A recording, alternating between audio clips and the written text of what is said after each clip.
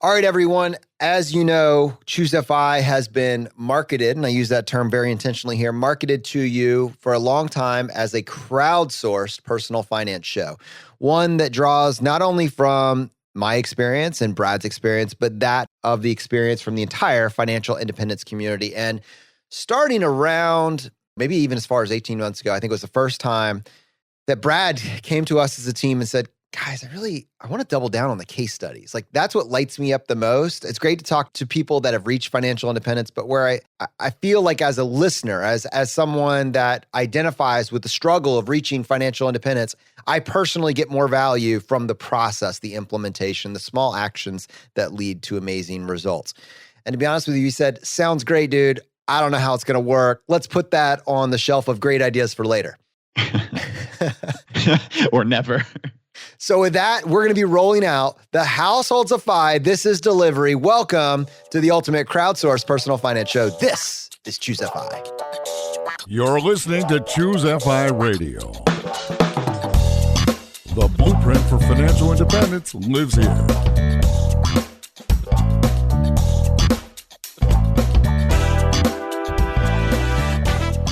If you're looking to unlock the secrets to financial independence and early retirement, you're in the right place. Stay tuned and join a community of like-minded people who are getting off the hamster wheel and taking control of their lives in the pursuit of financial independence. ChooseFI, your home for financial independence online.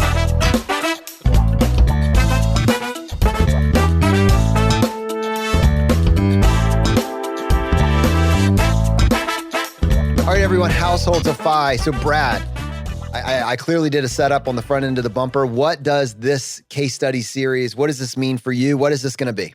Yeah, I think this is the next kind of inflection point of what we're doing here at ChooseFI. And I remember bringing that idea to you, like you said, probably 18 months ago, and you just shooting daggers at me with your eyes. You had clearly had your producer's hat on, and you're like, you are making my life miserable right now. We can't do this. We did a case study with Paul way back in the day, and it was fantastic, but I think it nearly killed you, honestly, to coordinate everything. But now we have this team of people who help us, and it doesn't just have to be Jonathan doing all the work, since, obviously I'm not doing the behind the scenes work. Brad just brought the idea and said, all right, figure out how to do this. This would be great.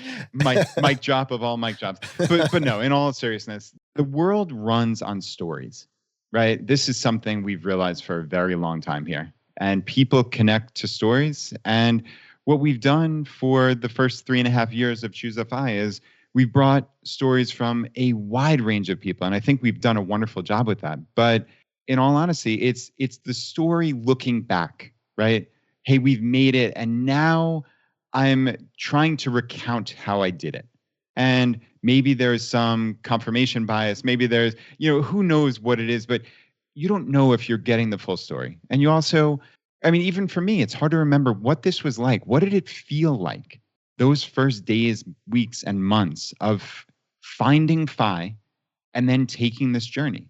So what we decided to do here is have, as you said, the FI households. We, after a very long process, MK and our whole team did a remarkable job of finding 8 different households. And we're using that term very loosely. We certainly don't want to use families. Household was a good way to term this. Well, I don't know if we don't want to use families. I don't have a problem with using the term family. It's just not accurate, right? There's people from various stages of life and walks of life, and some people are doing this as a pair, and there's individuals that are doing this solo. Households felt more representative. Yes, I like it. So yeah, basically what we're doing here today is we're going to introduce the first 4 of the 8 FI households that we've picked to really, Jonathan, this could be, as I see it, and I hope your blood pressure is not going to go through the roof here, but I see this as kind of like a longitudinal FI study, right? Like we can follow these households for years to come, and they are right at the beginning. That was one of the requirements of us picking these people, is ultimately like they just found FI. They found FI this calendar year in 2020 or thereabouts, and they are just getting started. Imagine what it'll be like for us to really give them information. We're going to have subject matter experts, or as MK likes to call them, SMEs. I can't not smile when I hear the term SME. Is that a thing? Yes. We've been using the term SME behind the scenes, and we're like, what on earth are you talking about, MK? Anyway, Jonathan, you and I are going to help people. We're going to bring in subject matter experts, and we're going to really hope that these people, they take action, right? That is what it's all about. Yeah, this is going to be fun. So I guess we're going to go and hop right into the 4 that we're going to roll out this week, and then we'll do another 4, I believe, next week. But before I do that, I think we should actually add some context. Even though you're right, back in the day, episodes like 21 through 25, we piloted our first case study. I mean, almost 3 years ago now. Within the last month or so, we actually got to do a dry run, a test run of what it would be to work through someone's case kind of live on the show, and people with different struggles and obstacles. And already I can confirm, Brad, the feedback on that has been phenomenal. It's like our audience has been with us on this journey for 3 years, and they're like, we're ready to dive into somebody that's just getting started. Like, let's figure out what it looks to put the knowledge that we learn and implement it into a practical case study. Yeah, I love it. And we're going to go and hop into these 4 case studies, but I just wanted to point out that this is participatory. Wow. I don't know why I tried that word. I could have gone for an easier synonym. Grammarly, where are you right now? There's so many words that are hard to pronounce when you're doing it. I think I got most of the syllables. I was 87% there.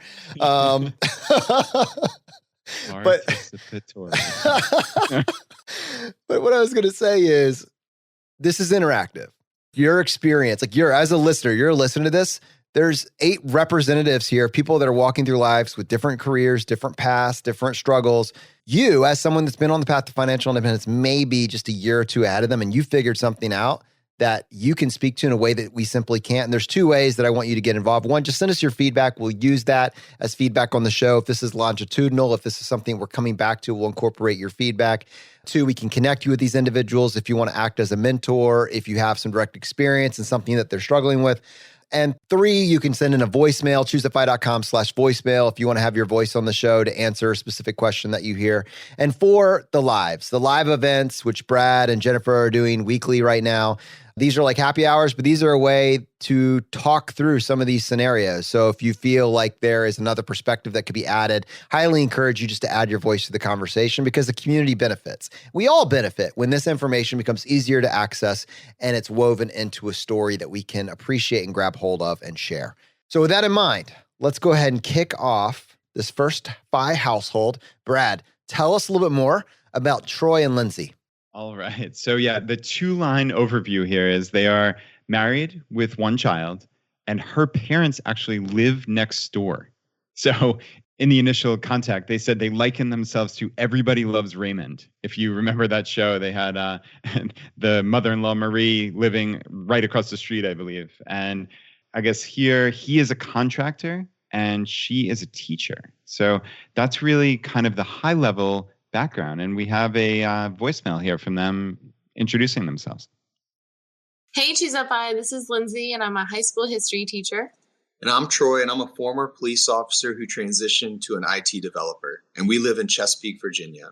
Over the past 3 years, we've paid off about $88,000 in debt, and now we're at a point where we've paid off all our debt, and we're not really sure what to do next. While we were paying off our debt, it was really easy to increase our savings rate by cutting out a lot of unnecessary expenses.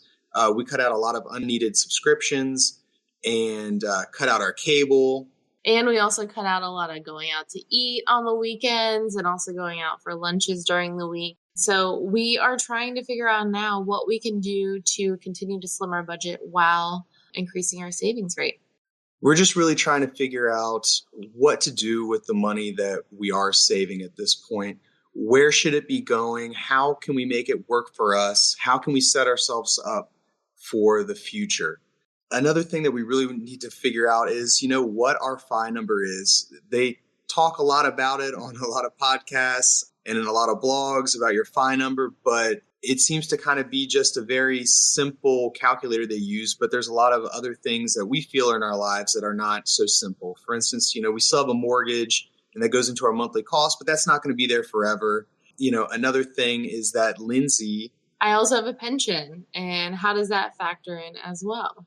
One thing that I was also thinking about too is that I am an educator and I'm interested in learning more about homeschooling. And so that is also an incentive for me in looking towards the future in the next 5 to 6 years as to what we can do in homeschooling our 1-year-old son.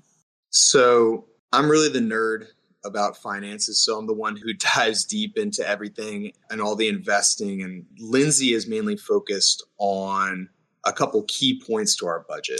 Right. So I really took hold of the food budget and the grocery budget, and I have shopped at the discount grocery stores, which I love. And that has really had a huge impact on our grocery budget each month. I've also prepared, and I do a lot of meal prepping too. So I prepare a lot of meals for lunch and dinner that are easy and really delicious. And so I think that's really had a huge impact as to what we do. The bottom line is that we both enjoy our jobs and we don't see ourselves leaving anytime soon, but it'd be nice to be financially independent and not have to go to work. And that's really what we are hoping to do. Yeah, we're really excited to document our journey. And I think this also keeps us really accountable as well. And I look forward to the future. All right. First of all, Brad, Detroit, and Lindsay, congratulations. Paying off debt is such a major inflection point on one's path to financial independence. Yeah, that's incredible. $88,000 in debt. But to their point, they're not sure what to do next, right? And it sounds like they've done a lot of amazing things. They've cut expenses. They've stopped going out to eat. And what I found interesting was, Lindsay basically saying, we're looking for what can we cut next. And I think this is something we've talked about so many times on the podcast. At some point, cutting, while it might add value to the bottom line, it doesn't add value to your life. And I hope and I expect that, we will challenge them to really look for spending that they do that adds value. And I think it's a really critical just way to look at your finances and look at your life, frankly. It's not about continually cutting to get to FI quicker. It's about maybe, and we've seen some of our guests do this previously, like Brandon, the mad scientist, was a perfect example of cutting so far that you almost realize you went over the edge and then adding things back that you do value. So, I suspect based on the very limited amount that I heard here, that's going to be a conversation we have with them. Yeah. They gave it, there's a lot of opportunities here. This is going to be a continued conversation. I know we're based on a few things that they have told us offline and that were included in this voicemail. We're going to be pairing them with subject matter experts that can address those specifically. But I agree with you. It's going to be, at what point do I stop worrying about spending less? With almost no exceptions, I think you start by focusing on spending less. When you're going from not paying attention to paying attention, your first step is know how much your life costs. Look for inefficiencies, focus on spending on what you value, and anything you don't value, cut ruthlessly. And then at some point, that's the 80-20. You already did that. And if you spend all of your time there, just, all right, well, how can next year, can we cut another 10%, another 5%? Maybe the return is less than it was, and you can still do it, but you shouldn't do it at the cost of all your relationships. Troy and Lindsay certainly are not saying that right now. What I hear is they're open-minded. They want to know, how do we get to financial independence? What's the path best to get there? How do we calculate our FI number? I feel like it's overly simplistic and it doesn't account for some variables that we have in our life. And we're going to tackle their numbers. Clearly, we don't have the expenses. We don't have the income to be able to give them a great number today. But in general, let's just talk about the simplicity of your FI number. It is a simple calculation, and that's okay. It doesn't have to be the end-all be-all. It doesn't need to account for the variance of the stock market over a period of 20 years. It's a target. It's a rough number.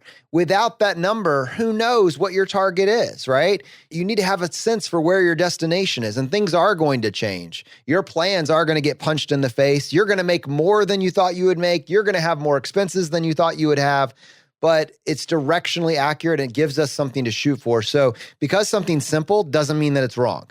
In fact, usually the best things in life are the most simple. And when things seem too complex, it's probably against your best interest. So just something that I keep in mind. Simple's not a bad thing. Anyways, I think that's exciting. This gets me excited for continuing this conversation. Let's go ahead and kick off the next voicemail. But before we do that, a quick word from our sponsor.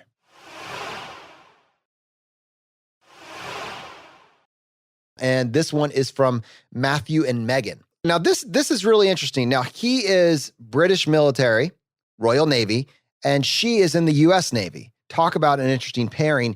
They've been married for a year, and they have a goal to see each other at least 4 times this year, married, no kids. So we have a couple that is separated, geographically separated, this common goal of reaching financial independence. Here's their voicemail. Hi, guys. We are Matthew and Megan Johnson. We are a dual military married couple currently living long distance. I am located in Fort Lauderdale, Florida. And I'm in the southwest of the United Kingdom. As of right now, we are both serving in our nation's navies. I am a human resources officer in the United States Navy. And I'm a helicopter pilot in the Royal Navy. We currently are starting from a place with about a net worth of $200K between our taxable brokerage account, our TSP, which is like the military's version of a 401k, and cash on hand. Yeah, we have a little bit more in equity.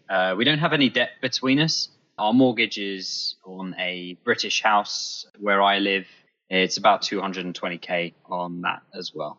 We are starting with the idea that we'll be able to file with a military pension. I've been in the U.S. Navy for about 15 years now, so I've got another 5 to go before I'll be eligible for a retirement with a full military pension. Yeah, it works a little bit different in the UK. I've been in 11 years. We have our own version of pensions. But our high-level goals for later down the line are we'd really like to fly by the time that we're 40 and just rely mainly on our military pension at that stage. Yeah, the goal is to live off of the income from our military pension, allowing the net worth that we have in our taxable accounts to grow and only dipping into a Roth ladder if we needed to. But hopefully the pension will be enough to allow us to live as we want to, because we try to live pretty simply. We want to get our expenses down low enough that our savings rate is high enough that we can just live off of that amount. Yeah, we focus on that. All the rest of the savings are kind of automatic. So that's the saving on day-to-day expenses is something that we can really work with and try to improve. We are at the moment doing some sort of geo arbitrage within the USA, but with our future goal of living in a different country, we'd like to see what we can do with international geo arbitrage and how that works with our taxable brokerages in the future. That's going to allow us to hopefully slow travel the world and see a little bit.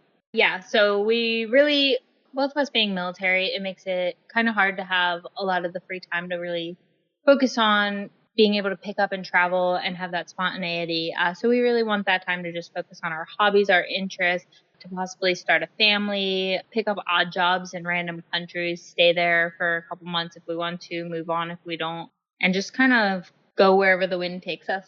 That's right. But first things first, we'd really like to actually be co-located with each other in the United States. So we'll get there first and we'll see what comes later on. Yeah, that's goal number 1, definitely. Well, that's us, and hope to speak to you some more soon. Awesome. Now, I know for a fact, so this, as our audience just heard, this has a significant geo arbitrage piece to it and the tax implications that come with that, plus a mortgage overseas in a different country and income coming from 2 various countries. It sounds like our subject matter expert would need to be an accountant familiar with international tax law. I believe we have already paired them with David McKeegan, and we have the product of that first conversation. And MK, I'll let you chime in just for a second. I know you said you were captivated by the results of this conversation. Yes. So they had an hour-long conversation, and it was just boom, boom, boom. Here's one thing you could be doing. And it was great. It was like being a fly on the wall of their tax consult, which I think anybody not in the FI community would be like, that sounds like a barrel of laughs. It was so great. And David McKeegan did a really great job breaking down, well, here's this code, here's why you need to do this. So for your example, this is how it applies to you. So I think it was helpful for me being the fly on the wall, listening to it, to say, oh, well, if Jason and I wanted to live abroad for a few years, these are the things we would have to keep in mind. So really helpful. And then, eventually they just talked about the fun stuff too, of like living in Costa Rica and some of those fun things. So there was a good mix. I think our ChooseFi expat Facebook group is going to be all over this. They're going to love everything about that conversation because it all applies to them. So I think that's going to be great. Yeah, that is super cool. I think we actually have, I know it's over 5,000 people. It might be over 6,000 people in that expat group. My brother Scott is one of the admins of it. And yeah, it's an incredibly just active and vibrant community. So yeah, it's cool. David was our guest in episode 217, and he's a true expert. And like you said, obviously it's valuable for people who are already expats, but so many people like you and Jason and many people in the FI community are contemplating some type of slow travel or geo arbitrage down the road. So I think this is going to be really, really valuable for a lot of people. And there's so many questions that just jump out for me in Matthew and Megan's story, like that house they have in Britain. You know, I'm curious to hear what the long-term plans are for that, right? I mean, it sounds as if their long-term goal is not to live at that house in Britain. So that's something that jumps out. That's one of the first questions I want to ask them. And you know, it'll be interesting to see. I'd like to learn more about his military pension as well. He said it operates a little bit differently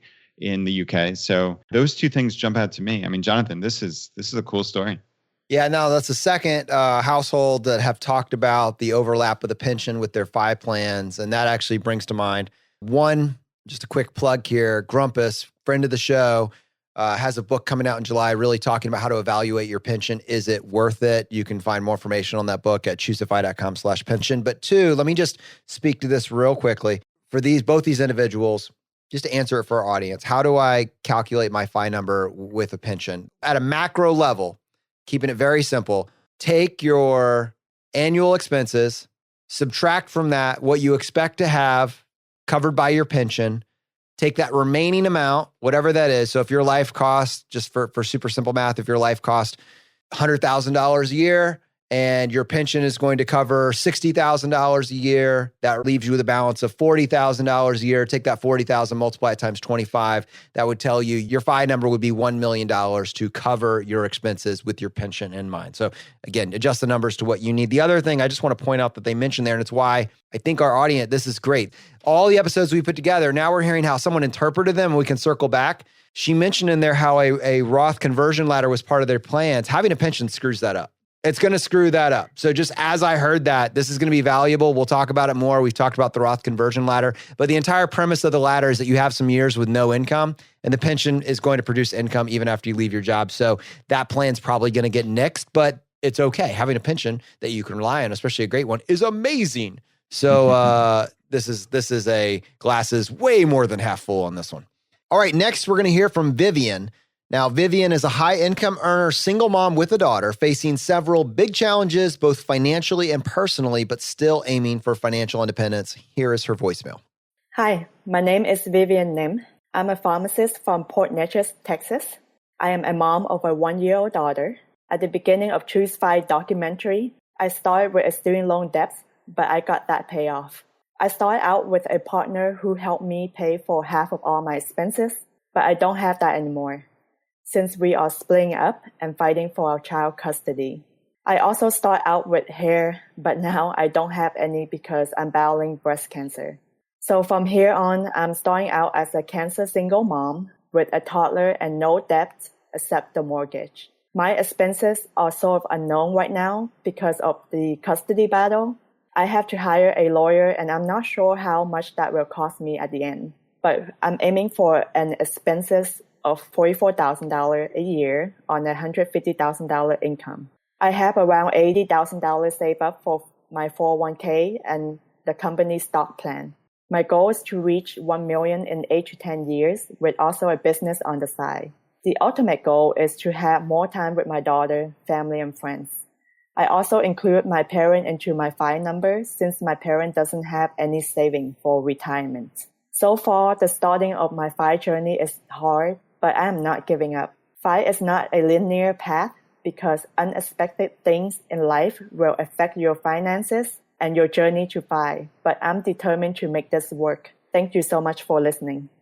Wow. It's hard not to have a smile when you hear the end of that, right? I mean, that's amazing.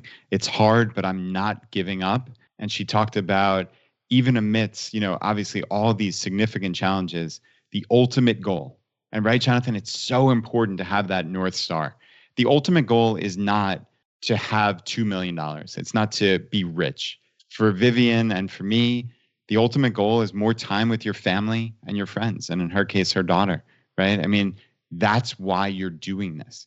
It might be hard, but you're not giving up because you have that North Star.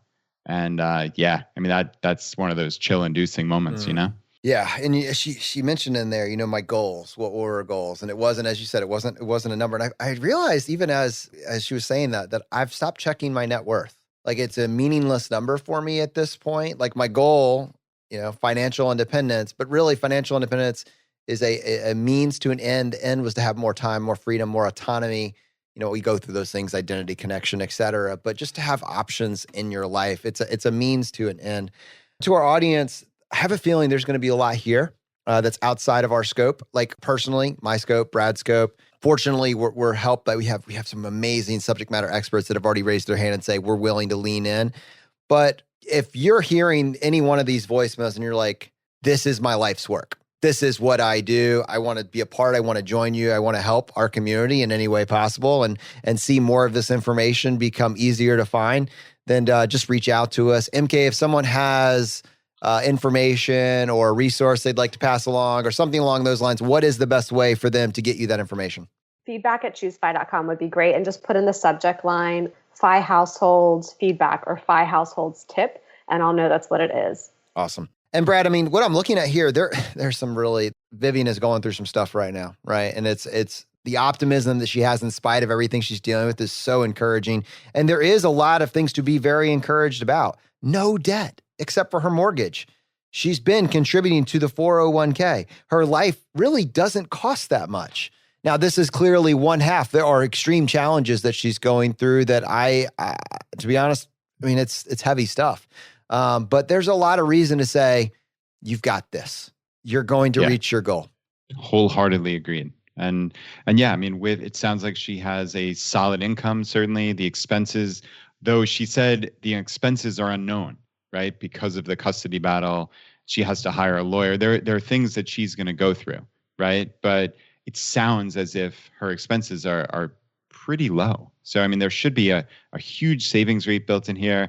One kind of, side note she said was she did have a side business. And obviously we'll get Alan Donegan from the Rebel Entrepreneur podcast and a great friend of our show in here to talk to her. Maybe there are ways she can grow that side business, right? Another interesting note was that she talked about her parents being included in that FI number. And it reminded me of episode 186 of our podcast with Financial Tortoise. In that case, it was multiple generations under one roof. And Vivian didn't mention that clearly, but in many communities, and this is something that honestly, Jonathan, was just outside of our scope of knowledge. And in many cultures, this is very common to take care of your aging parents.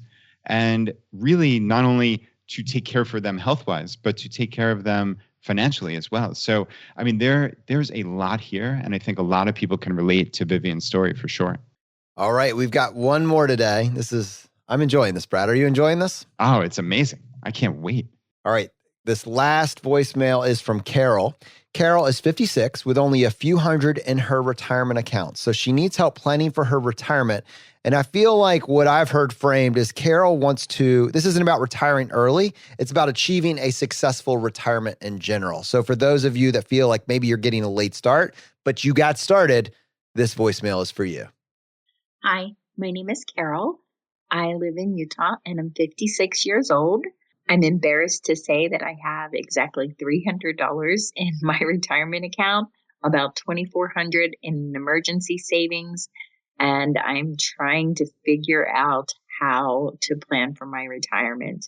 Really, my largest goal is to be able to retire without being afraid that I can't support myself. So that's just a little bit about me. Thanks for listening. Have a great day. There's so many people that find themselves here. You wake up and you realize you probably should have gotten started sooner, but you're getting started now. And so being able to look at how is Social Security going to factor into her retirement planning? What is the gap that she's going to need to come up with? How much does her life cost? And what can she still do? How many prime earning years does she have left? How much runway does she have? And are there any other variables like side hustles, et cetera? What is she willing to do? How far is she willing to go for financial independence? we'll be able to track her on this journey. And I think it's going to be a form of encouragement for all of us. This may not be your day zero anymore, but how cool is it that you can go back and remember when you first got started? You can lean in with the tactics and tips that you found the most helpful, and you can be reinvigorated, re-inspired, stay inspired to stay the course, claim your freedom, claim your autonomy, claim your options. Yeah, and Jonathan, I mean, so many people are now finding their way to ChooseFI and to the financial independence community, not for the old fire, right? Like we would hear this. This is what so many people looked at. Oh, it's about retiring early in your 30s or even 20s, right? And that's never been what we've focused on here at ChooseFI. This is about financial independence, no matter when you find it, no matter where you are in life, no matter what mistakes you've made, quote unquote. And I mean, listen, I've made so many financial mistakes. Have you ever fixed that mortgage situation you have from that speculative property? Is that all behind you now? It is finally at the point where it literally this month, it is resolving itself after 15 years. So, rest assured, if somebody like me can make a catastrophic error like that, really anybody can make catastrophic errors and I'm not embarrassed about it. I made a decision that I thought was the best at the time. It wasn't. It turned out terribly poorly, but I still have reached this point of financial independence in my mid to late 30s. And it doesn't matter when you're starting. It doesn't matter if, like Carol, you're starting at 56, right? With $300 in your retirement accounts. You can make concrete changes in your life and steps to take to make your life better. That has to be the single most hopeful message you will ever hear, right? If you take action today, your life is definitely 100% going to be better than it was had you not found this. It doesn't matter if there are other people retiring at 32 or 42 or 52. It's irrelevant what other people are doing. Are you making your life better? And I'm just really thrilled, frankly, and proud of Carol. That it's really not easy to come in front of a really enormous worldwide audience and say, I'm 56, I have $300 in my retirement accounts. But bravo, right? I mean, think about that. Bravo to Carol. And we are going to be here every step of the way. We have subject matter experts like Fritz from the Retirement Manifesto. We have Roger Whitney, the Retirement Answer Man. You and I are certainly going to help every step of the way. This makes me hopeful. I can't wait for this one.